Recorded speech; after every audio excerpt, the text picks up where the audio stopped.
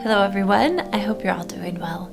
Today's topic is on self-love, and this is important because self-love motivates much of our positive behavior by encouraging us to take better care of ourselves both physically and emotionally.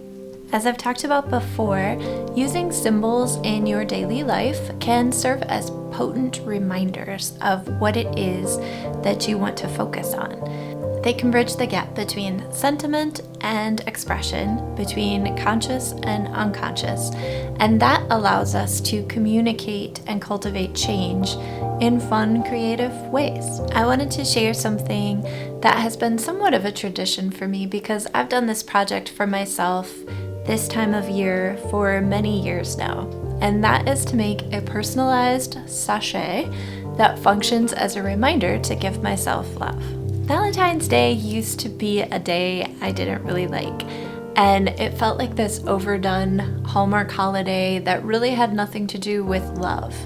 So I've worked on reframing the meaning of Valentine's Day for myself to become the place where I now see it as a means for celebrating love that we have for our friends, family, and most importantly, ourselves. I think a big part of Valentine's Day is centered around the idea of giving to others, but it's a lot less commercialized if you give something handmade. So if you've made a sachet for yourself and you've decided that you like doing this, you could make one or two or more and give them away as Valentines for your friends and family. Just remember, the main intention is to use art for wellness and to better take care of yourself.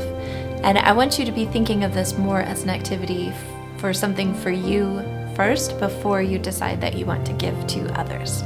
Otherwise, what many of us do is we make and put all of our energy into other people and we don't extend enough towards ourselves. There are a lot of symbols for love that expand beyond the obvious heart shape, but I think I would be overthinking it if I just ignored the heart shape. I think we associate this symbol in part because of our culture, but also because of the location of our actual hearts and the feelings that we associate with love are physical. But you know, if hearts are not your thing, like you can make this any shape. You don't have to stick with heart shapes. We can feel love physically in our bodies, but in its raw essence, it's very difficult to describe. Many poets, artists, musicians have worked to expressively describe love, but words alone, more often than not, can't convey the depth of this emotion because love isn't logical. But where we can't apply logic, we can apply art because art is different. Art is emotional. A painting, an image, a sculpture, a sachet. These creations offer a personal outlet for expression and creativity while conveying thought and meaning. Self-love is not an overindulgence or an unhealthy self-absorption with oneself. It isn't materialistic gratification. It's more about learning to cultivate and grow the connection and trust that you have with yourself. Because the longest, most important relationship that you will ever have in your life is the one that you have with yourself. And the relationship you have with yourself is central to every other relationship or connection that you will ever have. That makes self-love an even more important topic to consider around Valentine's Day. I actually really enjoy making these because they symbolize comfort to me, much like a blanket. And I'm really tactile and sensory oriented as a person, so I like anything that taps into that comfort quality, and I decided to play with fabrics for this. Usually for projects like these that only require a small amount of materials, I will just repurpose or reuse materials and supplies that I already have on hand. I understand though that not everyone out there can or wants to sew, and I don't want to deter anyone from this directive because it's more about the meaning and the message of self-love in terms of creative expression than it is about how you accomplish this.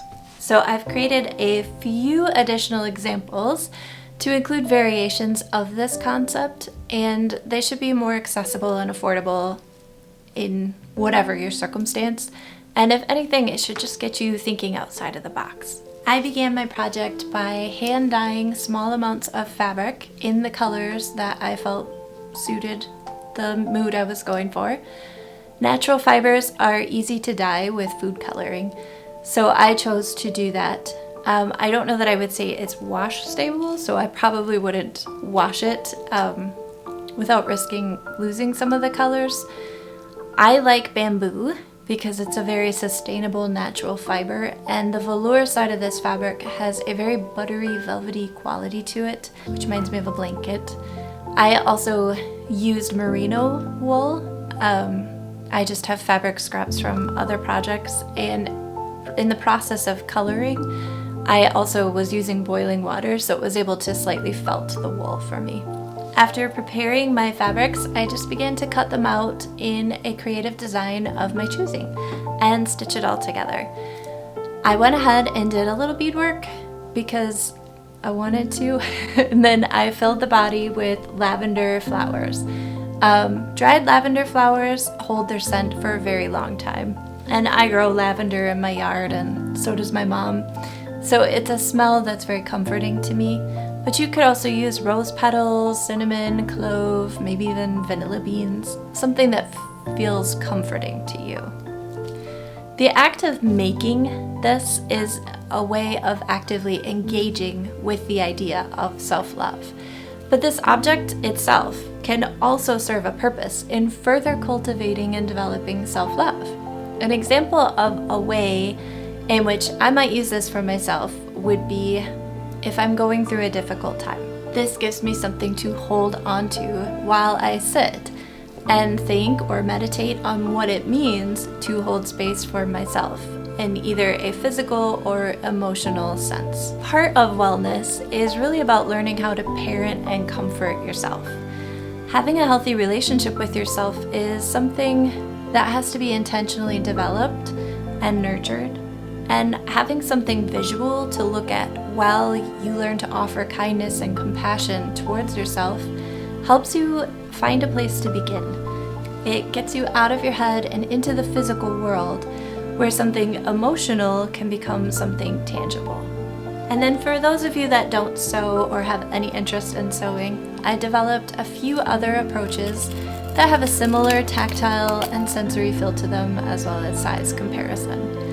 For the first example, I used cardboard as a base, and this would be something where you get to determine what shape you want to do. If you don't like heart shapes and you would rather do a circle or a square, this would be the time that you get to choose that.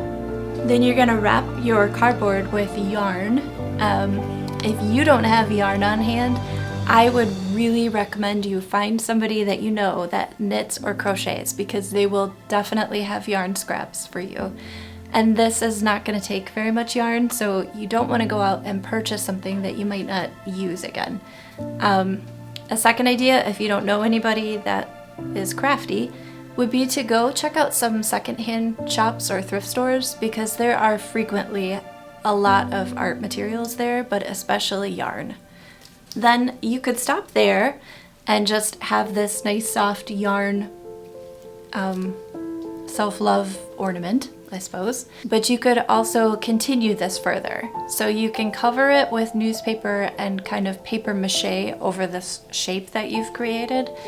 And then you can collage the surface or paint the surface and decorate it any way you want. So this is actually one that you can be pretty expressive with. You can use markers, paints, oil pastels, stickers, whatever you can think of. You can make it look like how you want it to look. Well, if you paper mache over it, it probably won't be super soft, but it will retain some level of like some minor squishiness for like a tactile reasons. And if you had wanted it to smell like an essential oil, you can put essential oil on the cardboard or the yarn in your creation process, and it should come through your final product. It's really more about the intent and your own personal expression than anything else. A third idea is to take 2 pieces of paper, and then you're gonna cut them in such a way that you weave them together to form a heart that can contain something inside of it. This can be filled with cotton balls that you've scented with essential oils, or you could put herbs inside of them as well. And then you just tape or glue it shut. And if you want to decorate the exterior beyond the paper that you have selected, you're free to do that as well.